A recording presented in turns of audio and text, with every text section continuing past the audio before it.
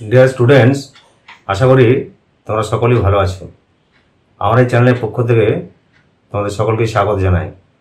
আর মাত্র কয়েকটা দিন পরেই শুরু হচ্ছে তোমাদের টেস্ট পরীক্ষা। তারপর 2026-এর 2 ফেব্রুয়ারি থেকে শুরু হচ্ছে তোমাদের মাধ্যমিক পরীক্ষা। তাই আর একদম সময় নষ্ট করা চলবে না। আজ আমি আলোচনা করব তোমাদের ভৌত বিজ্ঞান বা প্রকৃতি বিজ্ঞানের রাসায়নিক গণনা অধ্যায়ের 1 মার্কের কিছু প্রশ্ন এবং তাদের উত্তর। তাছাড়া ওই অধ্যায়ের কিছু গাণিতিক প্রশ্নের সমাধান।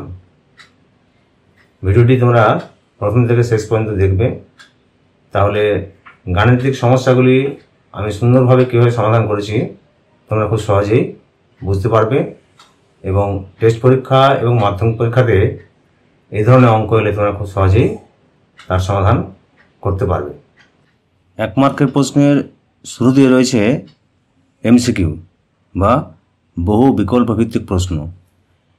প্রথম এমসিকিউটি রয়েছে, রাসায়নিক পরিবর্তনের সময় কিছুটা ভর শক্তিতে রূপান্তরিত হয়, এই সম্পর্কে আইনস্টাইনের সূত্রটি কী? রাসায়নিক পরিবর্তনের সময় কিছুটা ভর শক্তিতে রূপান্তরিত হয়, এই সম্পর্কে আইনস্টাইনের বিখ্যাত সূত্রটি হল E=mc²। 2 নম্বর এমসিকিউটি রয়েছে, এসটিপিতে 1 গ্রাম অণু যে কোনো গ্যাসীয় পদার্থের আয়তন কত? এসটিপিতে 1 গ্রাম অণু যে কোনো গ্যাসীয় পদার্থের আয়তন হবে 22.4 লিটার। সঠিক অপশনটি হবে খ। 3 নম্বর এমসিকিউতে আমাদের রয়েছে, গ্যাসীয় পদার্থের আণবিক ভর m ও বাষ্প ঘনত্ব d, এদের মধ্যে সম্পর্কটি কী? আণবিক ভর ও বাষ্প ঘনত্বের মধ্যে সম্পর্ক হলো m=2d। অপশন ক। 4 নম্বর এমসিকিউতে রয়েছে, E=mc², সমীকরণে c এর মান কত? E=mc² সমীকরণে c এর মান হলো 3 × 10⁸ মিটার পার সেকেন্ড। এটি শূন্য মাধ্যমে আলোর গতিবেগের সমান। 5 নম্বর এমসিকিউতে রয়েছে, E=mc² সমীকরণ অনুযায়ী E গণনার একক কী হবে? অপশন খ, M, e, V। 6 নম্বর এমসিকিউ রয়েছে, একটি গ্যাসের বাষ্প ঘনত্ব 32, গ্যাসটির আণবিক ওজন বা আণবিক ভর কত হবে?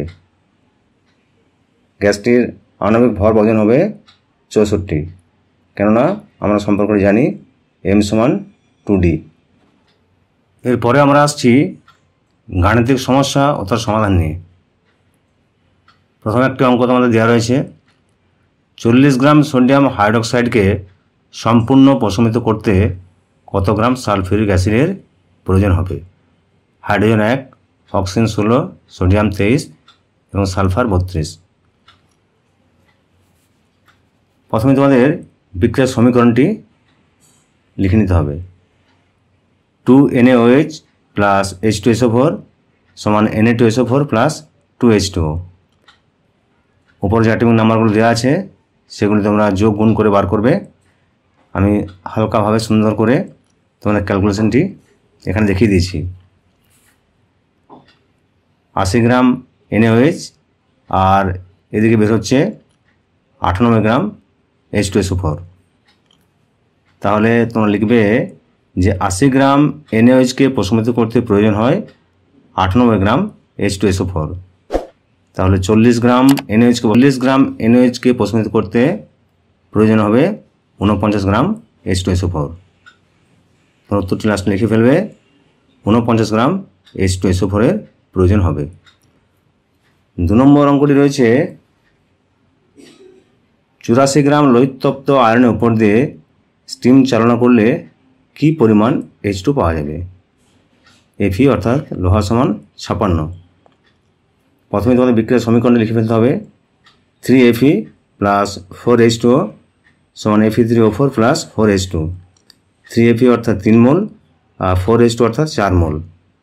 3 × 56 গ্রাম = 168 গ্রাম। আর এদিকে আছে 4, 1 × 2 4 × 8 গ্রাম। তাহলে 168 গ্রাম লোহা থেকে পাওয়া যায় 8 গ্রাম হাইড্রোজেন। তাহলে 84 গ্রাম লোহা থেকে পাওয়া যাবে 4 গ্রাম হাইড্রোজেন। 1 মোল হাইড্রোজেন সমান 2 গ্রাম হাইড্রোজেন আমরা জানি। আর এসটিপিতে অর্থাৎ প্রমাণ তাপমাত্রা ও চাপে 2 গ্রাম হাইড্রোজেনের মান আয়তন কত? 22.4 লিটার। তাহলে 4 গ্রাম হাইড্রোজেনের আয়তন কত হবে? 44.8 লিটার। উত্তর লিখে ফেলবে, হাইড্রোজেন পাওয়া যাবে 44.8 লিটার। পরের একটা অঙ্কে আসছি, খুবই গুরুত্বপূর্ণ অঙ্ক। 10 গ্রাম ক্যালসিয়াম কার্বনেটের সঙ্গে অতিরিক্ত লঘু হাইড্রোক্লোরিক অ্যাসিডের বিক্রিয়ায় CO2 উৎপন্ন করা হলো। কত গ্রাম CO2 এবং CO2 কতগুলো অণু উৎপন্ন হলো? সি কার্বন সমান 12 ও অক্সিজেন সমান 16, সি ক্যালসিয়াম সমান হচ্ছে 40। প্রথমে তোমরা সমীকরণটি, বিক্রিয়ার সমীকরণ লিখে ফেলবে। CaCO3 প্লাস 2HCl সমান CaCl2 প্লাস H2O প্লাস করলে আসছে CaCO3 100 গ্রাম আর CO2 আসছে 44 গ্রাম। তাহলে আমরা বলতে পারি যে 100 গ্রাম CaCO3 44 গ্রাম CO2 উৎপন্ন করে। তাহলে 10 গ্রাম CaCO3 উৎপন্ন করবে 4.4 গ্রাম CO2। উত্তর তোমরা লিখে ফেলবে যে 4.4 গ্রাম CO2 উৎপন্ন হলো। এর সঙ্গে আর একটি প্রশ্ন রয়েছে, CO2 কতগুলো অণু উৎপন্ন হলো? আমরা জানি 44 গ্রাম CO2 সমান 1 গ্রাম অণু। তাহলে 4.4 গ্রাম CO2 সমান 0.1 গ্রাম অণু CO2। উৎপন্ন CO2 অণুর সংখ্যা 0.1 ইন্টু অ্যাভোগাড্রোর সংখ্যা সমান 6.022 ইন্টু 10⁻22 CO2 অণু উৎপন্ন হলো। এরপরে তোমাদের আরও একটি গুরুত্বপূর্ণ অঙ্ক রয়েছে। কোনো ধাতব কার্বনেটের 200 গ্রামকে উত্তপ্ত করলে 112 গ্রাম অক্সাইড ও এক গ্যাসীয় যৌগ উৎপন্ন হয়। গ্যাসীয় যৌগটির বাষ্প ঘনত্ব 22। বিক্রিয়াটিতে কত মোল গ্যাসীয় যৌগটি উৎপন্ন হয়? ধাতব কার্বনেটে ভর দেওয়া রয়েছে 200 গ্রাম আর ধাতব অক্সাইড উৎপন্ন হয় 112 গ্রাম। তাহলে উৎপন্ন গ্যাসীয় যৌগটির ভর হবে 200 বিয়োগ 112 সমান 88 গ্রাম। আর অঙ্কে দেওয়া রয়েছে যে গ্যাসীয় যৌগটির বাষ্প ঘনত্ব 22। আণবিক ভর আমরা জানি M সমান 2D, অতএব 44 গ্রাম।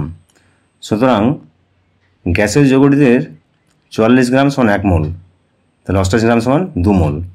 তাহলে বিক্রিয়াটিতে 2 মোল গ্যাসীয় যৌগটি উৎপন্ন হবে। যদি তোমাদের ভিডিওটি ভালো লাগে তাহলে লাইক করবে।